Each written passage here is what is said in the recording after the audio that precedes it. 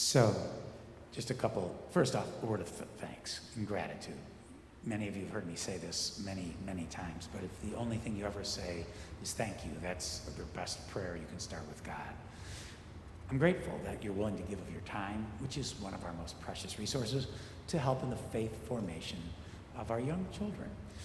You know, just a brief history, but Sunday school started in England, but it started in response to illiteracy. And that's really what it was, so that the commoner in England, this is about 200, 250 years ago, the children would learn to read.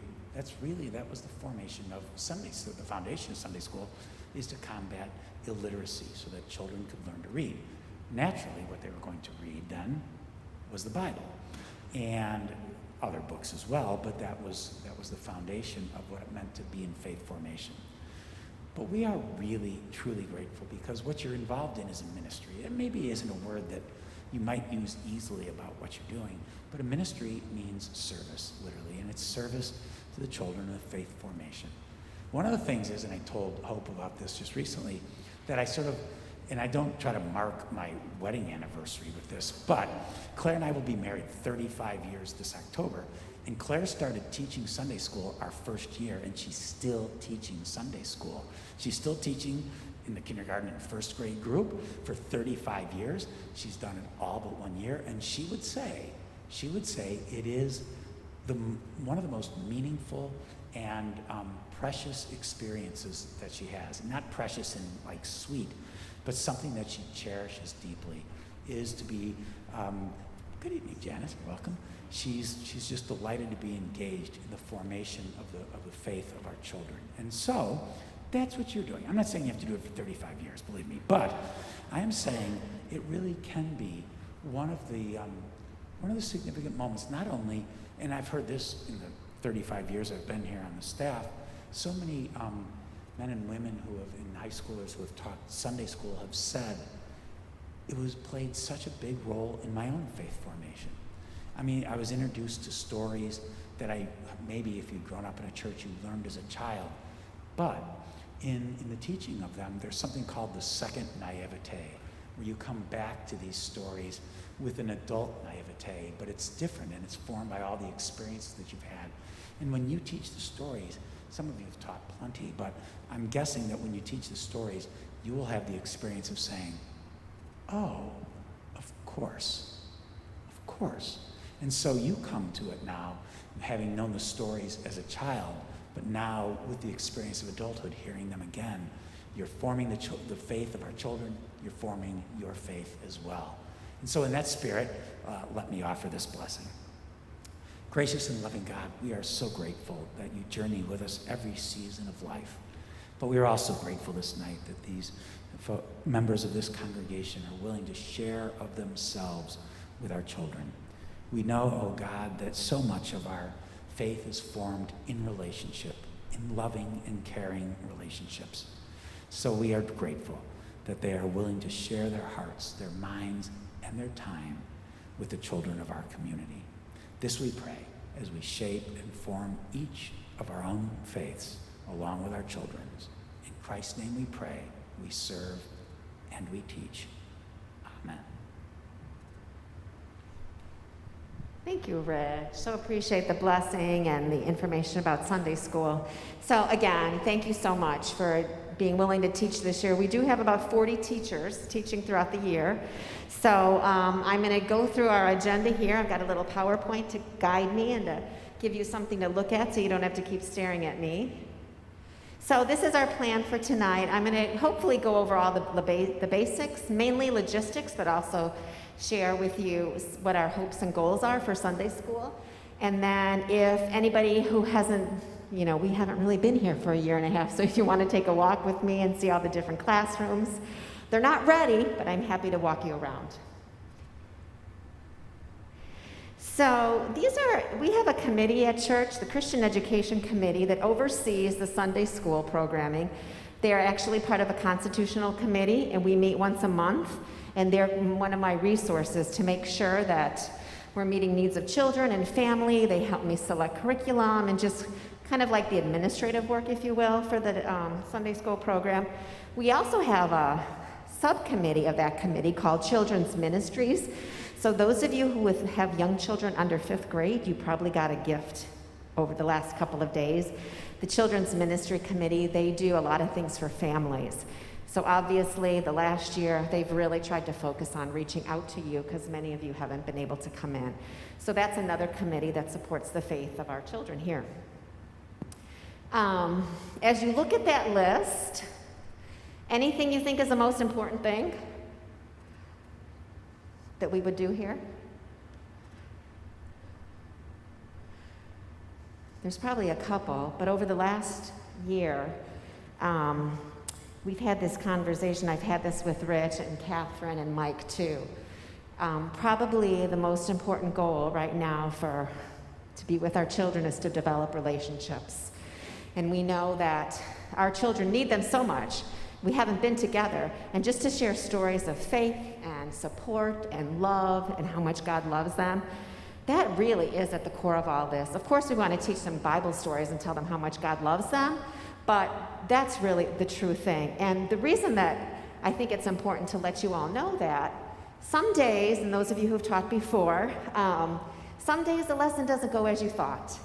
And maybe you have to stop this activity and move to another activity, or maybe that activity doesn't work either. You sing a song, you play a game, but you're still having a community of faith, time for the kids to get together. So please note that, that's something we all support here and encourage too. It doesn't always go as you would want it to go.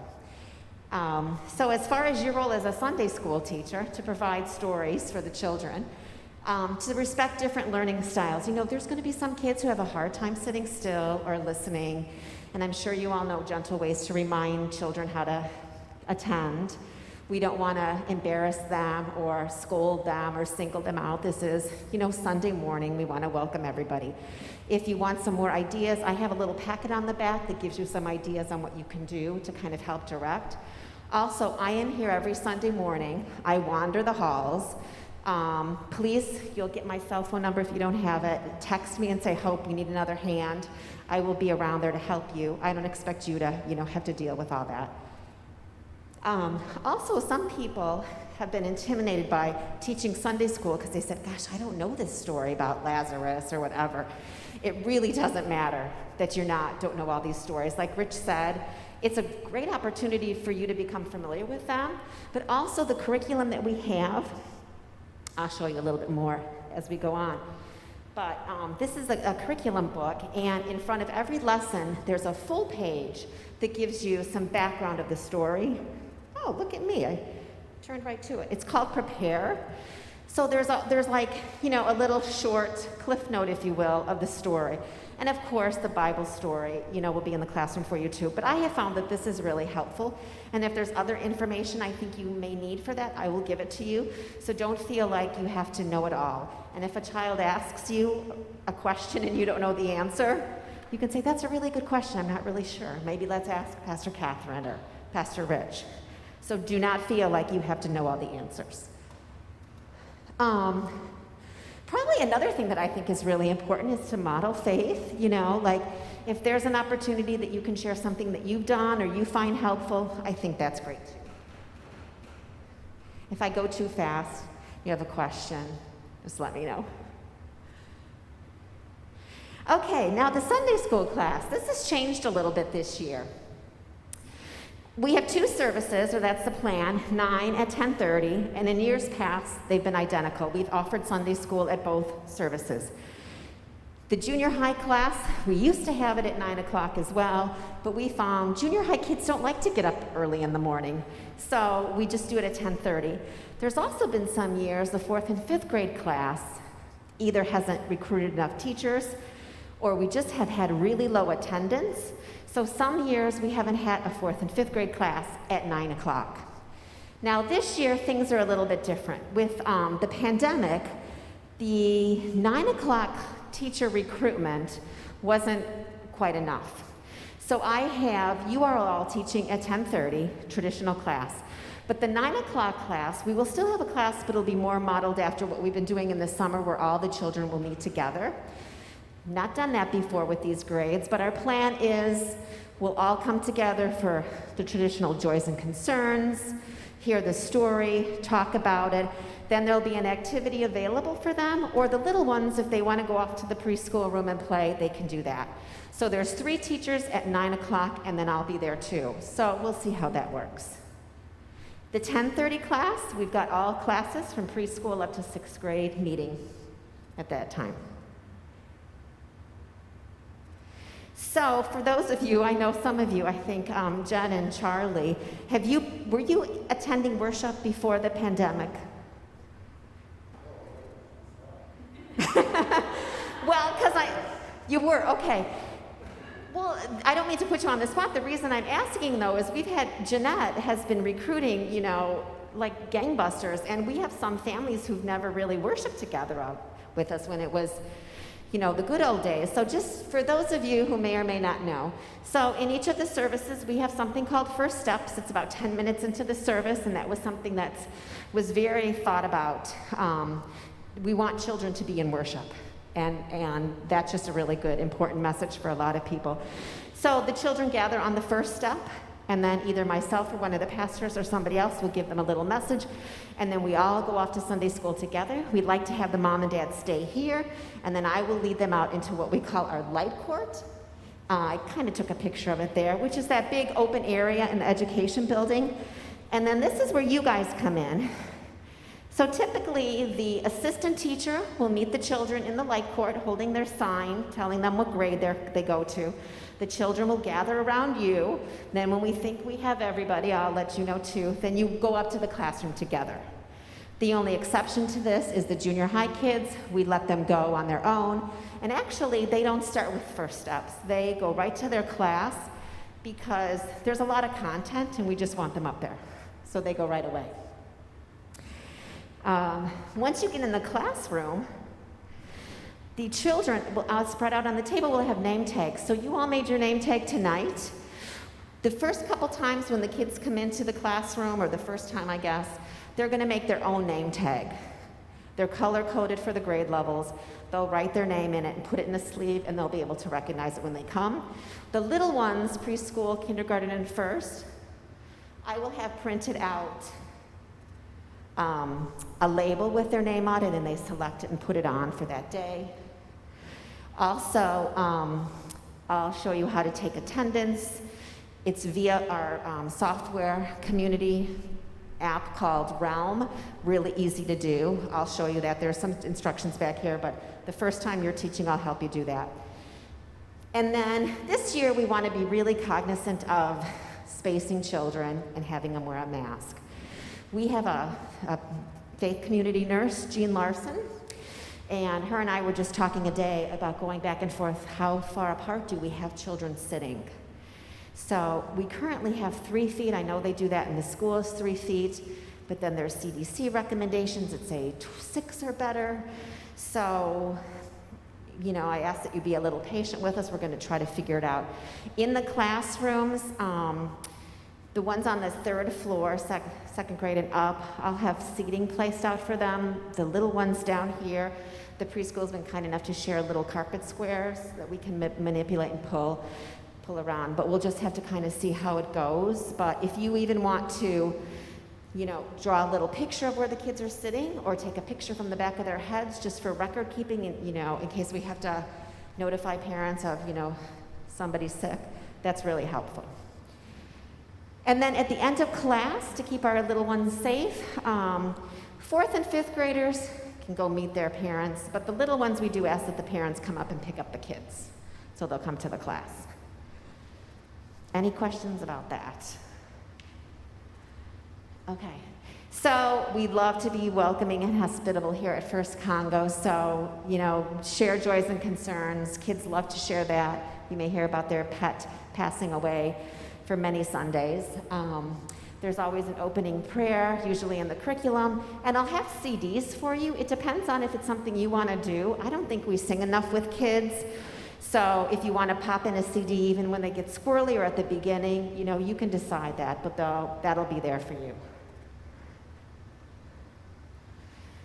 Okay, a little more information about the name tags. The name tags on the left, they'll be like that, and then we'll take attendance from Realm. That's always really helpful.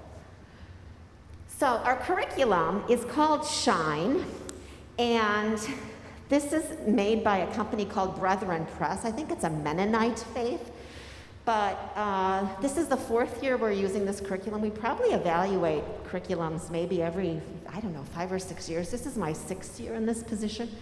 Before I was where you are, I taught Sunday school for many, many years.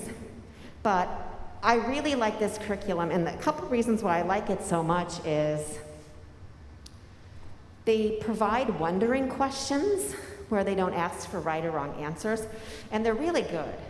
They also have spiritual practices in the curriculum many times, and just lots of resources. So what my job is to do is to make your teaching easy. You become familiar with the lesson. I will have highlighted certain things in it that I really like. You can certainly use other options, but I will highlight things that I like. For the activities, so how it usually goes is, I'm getting ahead of myself. So, fall, winter, and spring, there's 3 quarters. There's a summer one we don't usually purchase.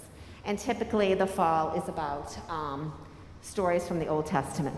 Oh, something that if you remember, I think it's always great to tell the kids too, oh, this is from the book of John in the New Testament, just to get them familiar with that language. I think that's really helpful. So let me go on to the curriculum here. Okay, so this is a copy in the very front of your lesson that you'll get. It's kind of like outlining the whole lesson for that day. There's maybe 5 parts.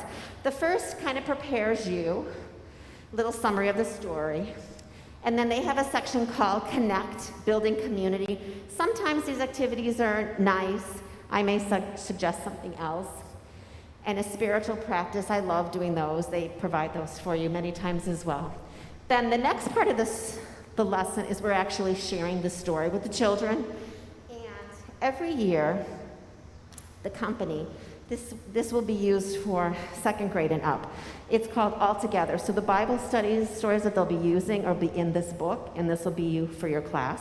I'm also hoping I can have one for every child. If not, I'll also have Bibles in the classroom that a child can look at the Bible for them as well. And this is the Bible that we use for 2nd, 3rd, 4th, and 5th grade. So they could look up the story here. The little ones, you have little picture cards and the stories on the back. So these will be in the classroom for you. So after you do the story, there'll be some wondering questions. You'll have a little discussion about it. Then many times they have on the side of the lesson something called media connections. If there's something good that I think it would be worthwhile to share, a song or maybe an online clip, I'll circle it and probably say, is this something you'd like to share? Because I can get you an iPad for the class. Again, that's not something you need to research. I will look at those before, and if I think it adds to your lesson, I'll let you know. And then the last part is the activity part. And usually there's a couple choices. I'll select one that I maybe think would be enjoyable and relatable to the story. And this is where I really want to help you. Everything that you need for the lesson, I will have it in the classroom. If you need cotton and popsicle sticks and glue and whatever, I will provide those for you and have them set up. So it should be all ready to go. I want to make it easy where you come in, you can teach, and your materials are there. And then at the end of class, say a prayer, and usually there's one in the lesson too. Yes, thank you for asking that. So a couple things, it might be here on the next picture. 2 ways that you can get this. Oh, there's a picture of the Bible. So we'll use the one on the left, and then we also have other Bibles on the right side. The Jesus Story Bible, that's a really sweet Bible, maybe for the preschoolers, that'll be in their room. I'll get back to your question. Let me go through here. Aside from the lessons that we have in our curriculum, Shine, the Christian Education Committee a couple years ago created other lessons that we thought children should know that aren't necessarily part of a Bible story. And these rotate every couple years.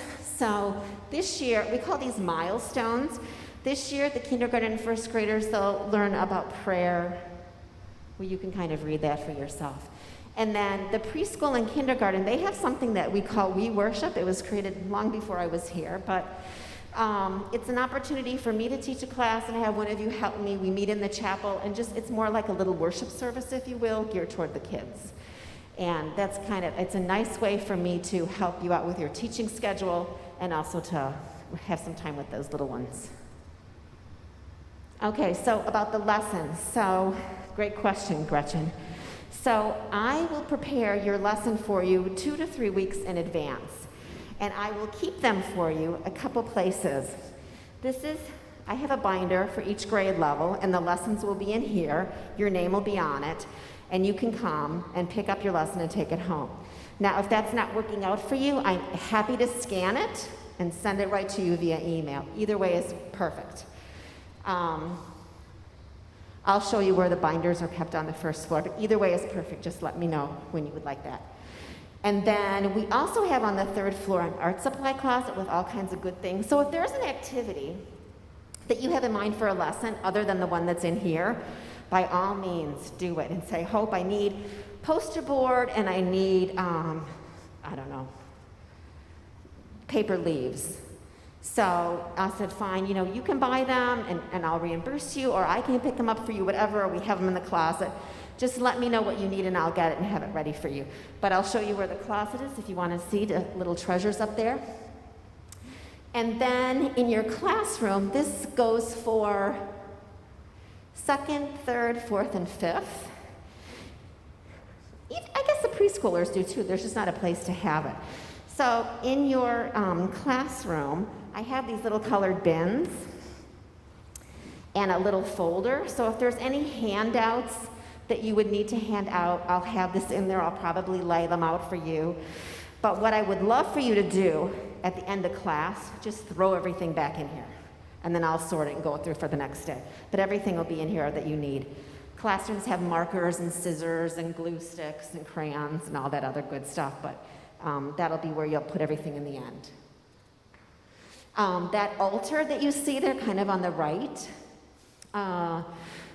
most of the classrooms on the 3rd floor have that. I'm hoping to use it a little bit more this year to kind of center the space, but it also has a handy storage place underneath. So that's usually where we keep the classroom markers and scissors and glue sticks under there. Any questions about this so far? Okay, so here's some ideas for teacher responsibility. So you'll notice every Sunday there's someone who's the lead teacher and somebody who's an assistant. The lead teacher is the one who prepares the lesson and who is the main leader. However, the assistant teacher hopefully will jump in and help and add and, that kind of stuff, a little team teaching. The assistant teacher, we'd like to have them do the attendance so that the main teacher can kind of get with the kids and get ready for that. We always have to have 2 adults present. That's one other reason why we have the assistant and the lead teacher. If you'd be so kind as to put the materials in the bin.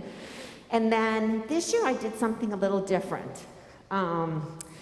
Usually at the end of this meeting, you all sit around a table and you pick the dates you want to teach, which has worked out well, but that's like 30 minutes close around a table. So I thought, we're trying not to be close around tables right now, and you guys have a lot going on. So I did it this year based on dates that you couldn't teach. I'm hoping it works. It's hard to plan 9 months, let alone 9 days in a family. So if there's a date that's coming up and you say, I have a conflict, what would be awesome if you could either reach out to your whole team or maybe someone around you, date-wise, and say, can you trade with me? And then you just let me know. That'd be great. Hopefully that works out. And some of you, you're welcome before you're teaching. If you want to come in and hang out with the class and help out and just kind of see how it goes, you're more than welcome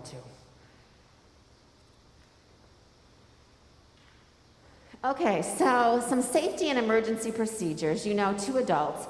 The picture thing, we try not to take pictures of the kids. We are doing it now for documenting for in case somebody gets sick in a classroom, take it from the back of their head just to kind of see, but no pictures that you're going to, send to your family and friends.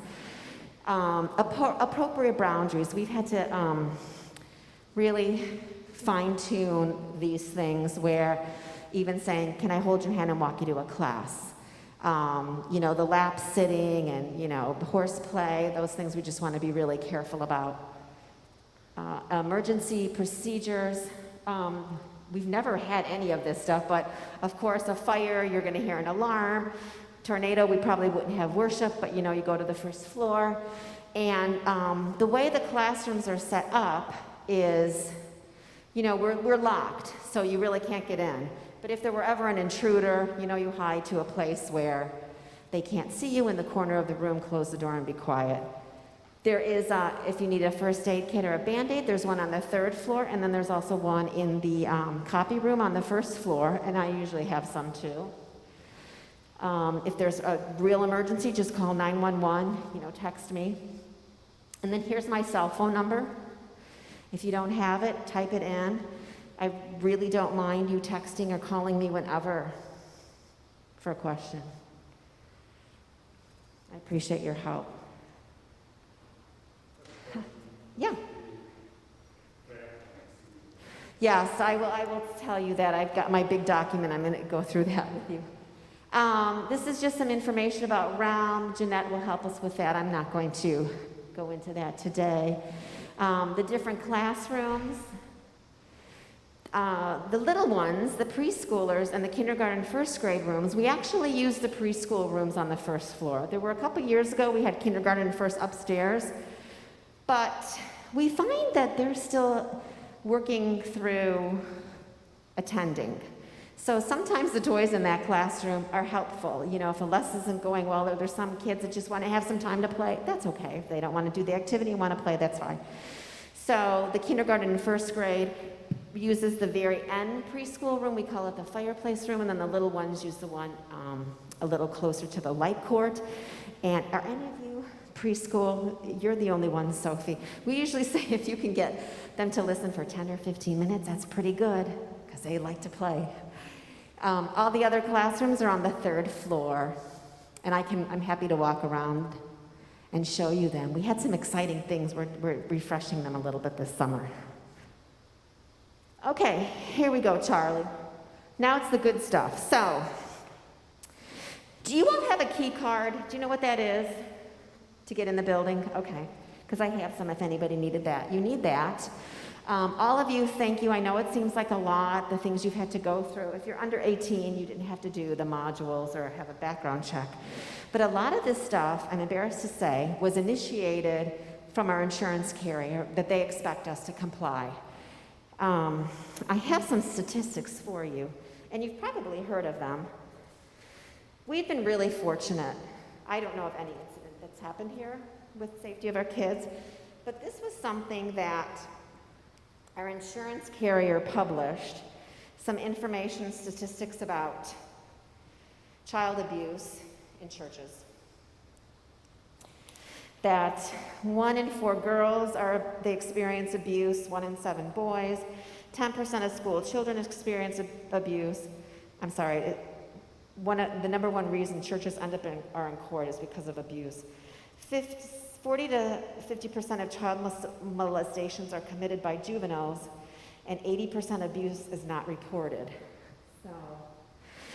And a lot of the data shows that it's opportunity, that the opportunity is there. So if there's people around and people know, it just isn't as frequent. So all of you have been sent this document, this Safe Church Policy. I know, it's a lot, and it covers any adult, any volunteer who works with children is required to read this. This document was probably created over 2 years.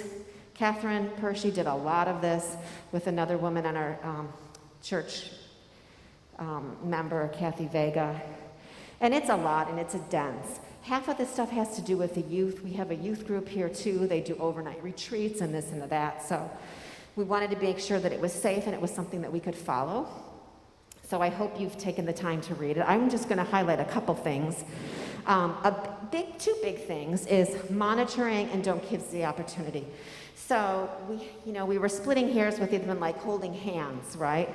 So, ask, can I hold your hand? The bathroom thing is kind of a big thing. Children in 4th grade and up can go to the bathroom by themselves, one at a time. If it's a little one, you walk them to the bathroom, you stand outside. The 2 preschool rooms, the kindergarten and first grade and preschool are in, they have bathrooms there, so that makes it really convenient. But on the 3rd floor, it's just down the hall, and one of you will go with the child and stand outside the room. Yes.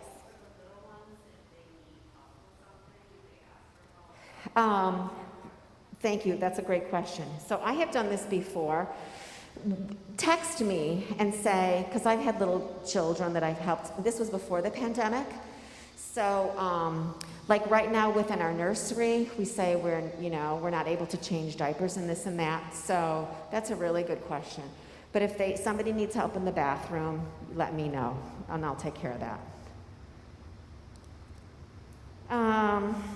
Oh yeah, Gianna?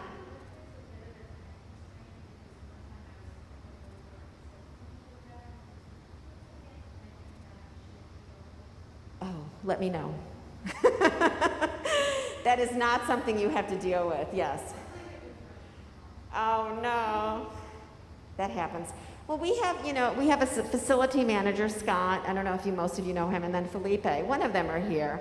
That's something I would even have them do. But, individual needs help with the bathroom, let me know if they need help.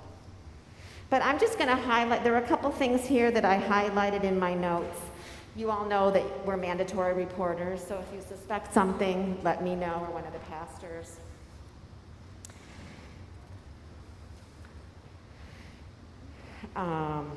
We just have to be careful about, displaying signs of affection and making sure you're always an eye of somebody else, an adult, for your safety and for the child.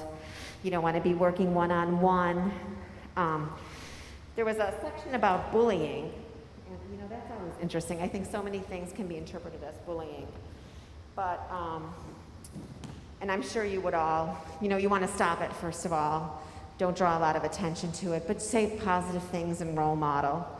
But I think the important thing is just to stop it, to let them know that that's not something we want to do or treat people that way.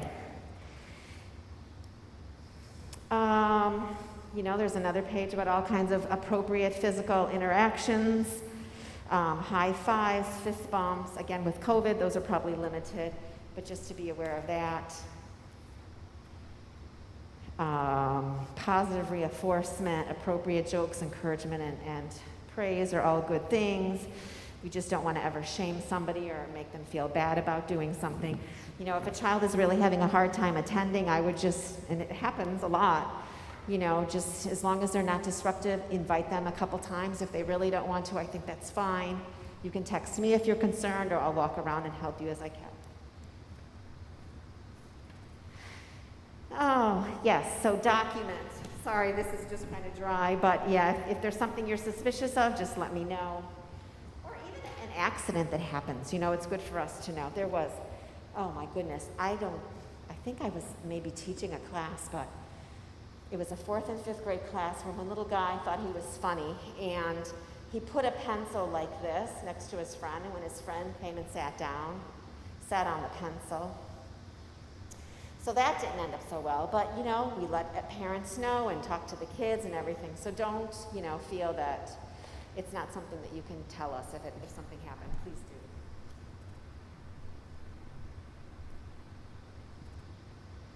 And like I said, I come around regularly to check in. We talked about the bathroom, reporting. So this has a lot to do with Mike's group, but there have been, decent amount of reports on youth-to-youth abuse. So that's not something we always think about. Again, it's more of an opportunity just not to have an opportunity where the youth are together without an adult present.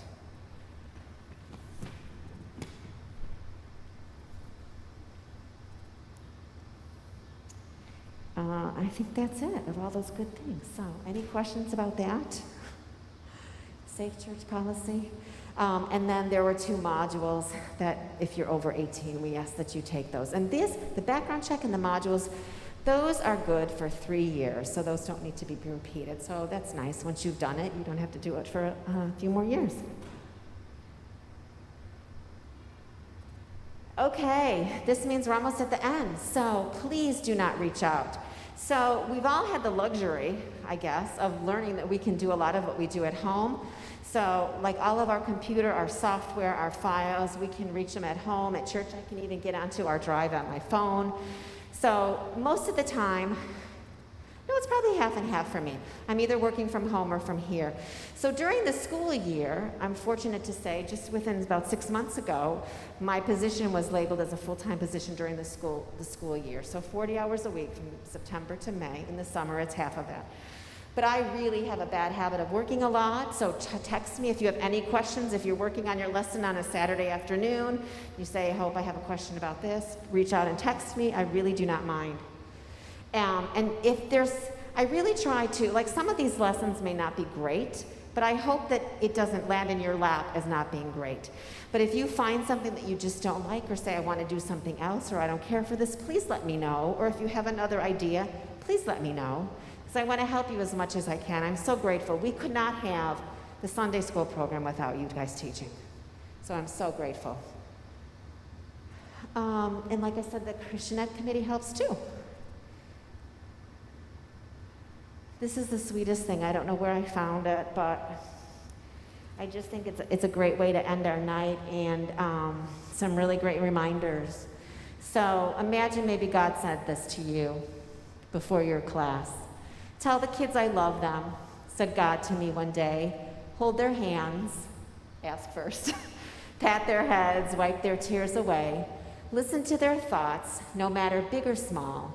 Act out your faith and let them see God's truth is there for all. Give them wisdom to lead others, instill tenderness and care. Pray for those troubled, sick, and weary, and let them know that I am there. I think that's kind of the most important message, is the fellowship and sharing God's love with them. So, thank you for teaching the kids. And that's the night. So, do you have any questions for me that I didn't cover? Yes. I will help you. Yeah. Jeanette launched her son at college. I threw my phone someplace. Jeanette launched her first son in college, and she usually helps me with these. But let me see. I can just kind of give you an idea. Do you have the Realm app on your phone? So this is my news feed, and any group that I'm in has a news feed. So you are all listed in a Realm group as a teacher for this grade level. So if you went to those three little dots in the bottom right, you should be able to see groups. And if you click groups, you should see the grade you're teaching. And if you pull that up, it says News Files, Mark Attendance and Settings.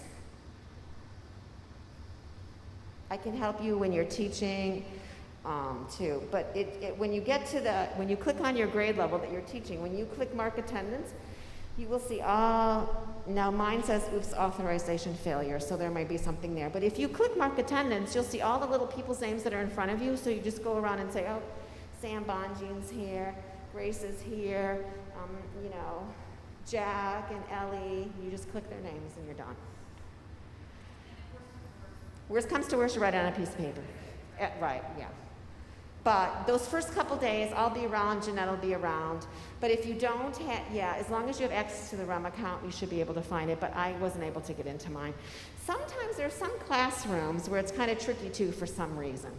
It doesn't always open up, but not to worry about that. I will help you. So rather than me keep talking, how are you guys doing with, I just feel like I'd love to get a pulse from you all. The masking thing, the school things coming in, do you anticipate any, do you think kids will come back to Sunday school? How are you guys feeling at home about going back to school? Gretchen, you're a high school teacher. Any? Uh-huh.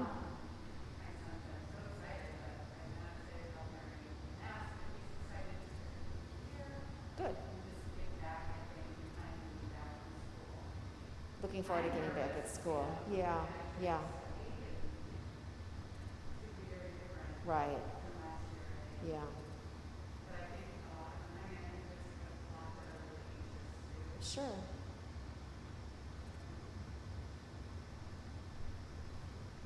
And that's something if kids, want to bring that up and talk about it, it's a safe place. You would hope that they would share that stuff too.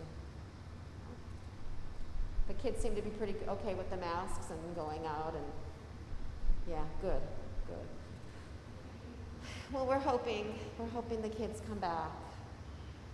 Yeah, we're just kind of figuring out. So, like I said, we have a COVID team here. We have a nurse. We talk about this all the time. Inside, outside, spacing, this and that. So, those of you who are teaching within the first few weeks, hopefully we can kind of figure it out together and see. But our goal is to space them as far as we can. The other thing I'm going to think about is.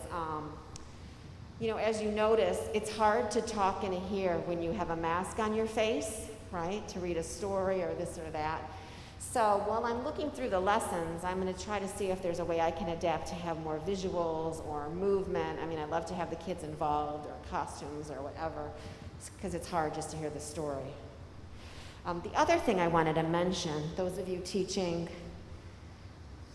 it's probably going to be more for second grade and up, but even kindergarten and first grade. So as much as I love this publisher, because of the pandemic and so many churches are so different and doing things so different, they used to have curriculum for each of our grade levels, like kindergarten and first, second, third, fourth, and fifth. Well, this year they decided we're going to have one elementary, first to fifth. So those of you who work with children, that's a really big grade difference. So, to be quite honest, you can probably tell I haven't opened this up yet for the September 12th lesson, but I'm hoping that, between all the grades I'll be able to pick and choose, and there'll be some things that'll work better for the first grade class, and the fifth grade class will do this other thing. So, supposedly it's all in here for all the grades, different activities, so I hope to adapt it so that it's appropriate for your grade. But again, I love feedback from you guys. You're the ones teaching the lessons, so tell me what you think. Those of you who are teachers, if you ever have another idea, share with me. I'd love to collaborate. I, do not know it all, so. But I want to make it easy for you, so however I can do that. Something I don't know if I mentioned, the length of the class. So you probably will start at 10:45. Back in the old days, before the masks, we used to end, at about 11:25. I'm not sure we'll have that much time because they try to keep worship services to 45 minutes. So it's going to go by fast. You may have them for 35 minutes. So again, don't feel, I didn't get this done or we spent too much time on that. It doesn't matter, right? You're together, you're telling a story. It's all good. No other questions? Well, you guys, thank you so much for coming. Please reach out to me for anything. So some of you may be on like this 12th or the 19th. I will reach out to you and get you your lesson by then. And we'll just keep in touch. Did anybody want to take a walk around the building? Okay. You don't need to. I'll show you where the classrooms are. So the day that you teach, like I said, I'll have most of the stuff set up for you. If you come maybe 10 minutes, like about 10:20, and then the assistant can meet in the light court about 10:40, and then we'll be ready to take the kids. Sound good? Yes. Yes. Oh. Yes. Absolutely, yeah. So if you want to come a couple minutes before and just take a peek around and see how you're going to do things, yes. Then come into worship with your child, and then after first steps, we'll all walk out together. You can even I'll have some parents sit with their little sign here. Like if you're the assistant for that day, you just bring it in here and we walk out together and you just gather the kids. Yes, please come with your kids here too, yeah. Great. Thank you guys so much. Reach out any ideas or questions and have a great night.